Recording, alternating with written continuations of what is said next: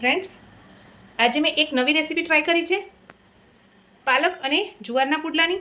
તો ચાલો એ રેસીપી હું આજે તમારી સાથે પણ શેર કરું. અહીંયા મેં પાલકને ધોઈ અને સાફ કરી લીધેલો છે. આપણે હવે એને કટ કરી લઈએ. બને એટલા ઝીણું કટિંગ કરવાનું છે. રીતે આપણે હવે આ પાલકને એક બાઉલમાં ટ્રાન્સફર કરી લઈશું. એક ટામેટાને આ રીતે વચ્ચેનો ભાગ કટ કરી એને પણ નાના પીસમાં આપણે કટ કરીશું. આને પણ એક વાટકીમાં આપણે નીકાળી લઈએ. હવે આપણે ડુંગળીને પણ સમારી લઈએ. આપણે ડુંગળીને પણ ઝીણી ઝીણી સમારી લઈએ.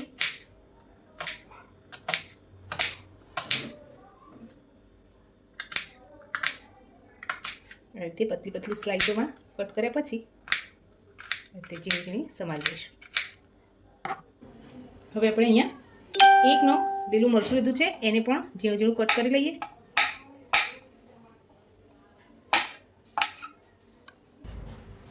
એક મિક્સર જારમાં આપણે એક બાઉલ જેટલી પાલક લીધેલી છે.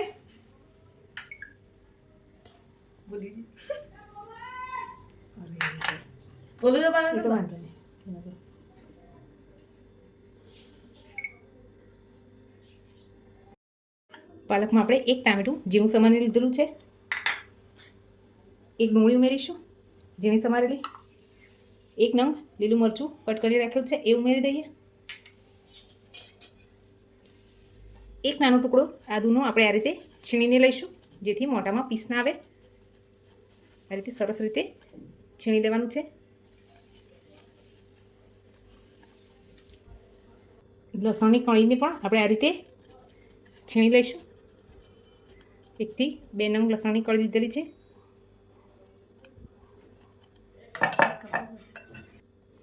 એક વાટકી આપણે અહીંયા જુવારનો લોટ લીધેલો છે, એનાથી અડધી આપણે સોજી લીધેલી છે એ ઉમેરી દઈશું.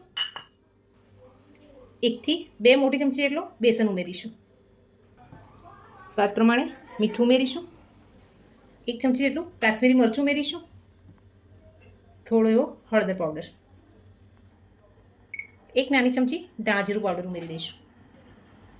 1 ચમચી જેટલું અહીંયા મેં ખાટું દહીં લીધેલું છે એ ઉમેરી દઈશું. હવે વિસ્કરની મદદથી મિક્સ કરી લઈએ.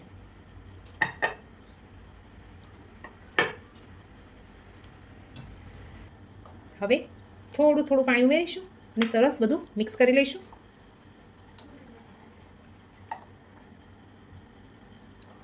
જરૂર મુજબનું પાણી ઉમેરવાનું છે અને સરસ રીતે મિક્સ કરી લેવાનું છે. લાસ્ટમાં લીલા ધાણા ઉમેરી દઈશું. બેટરને ઢાંકીને 10 મિનિટનો રેસ્ટ આપીશું.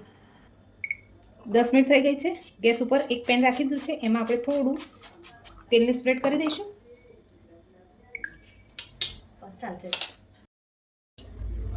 આ રીતે બેટરને તવા ઉપર સ્પ્રેડ કરી લઈશું. ગેસની ફ્લેમને લો જ રાખીશું. આ રીતે આપણે સરસ રીતે ફેલાવી લઈશું. ગેસની ફ્લેમને એકદમ સ્લો રાખીશું.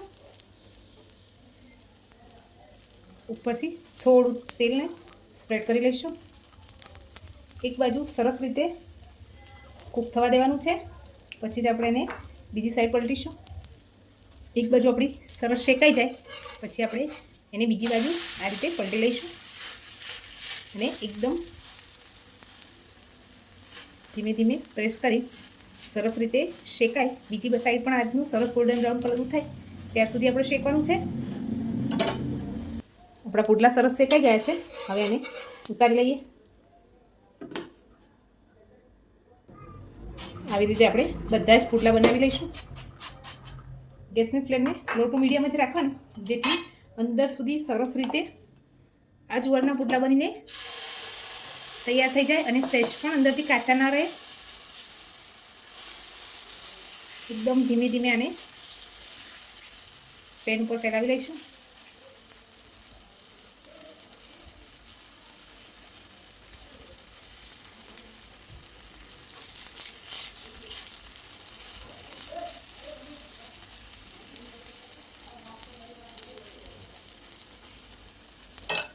ઉપરથી આપણે તેલને સ્પ્રેડ કરી લઈશું.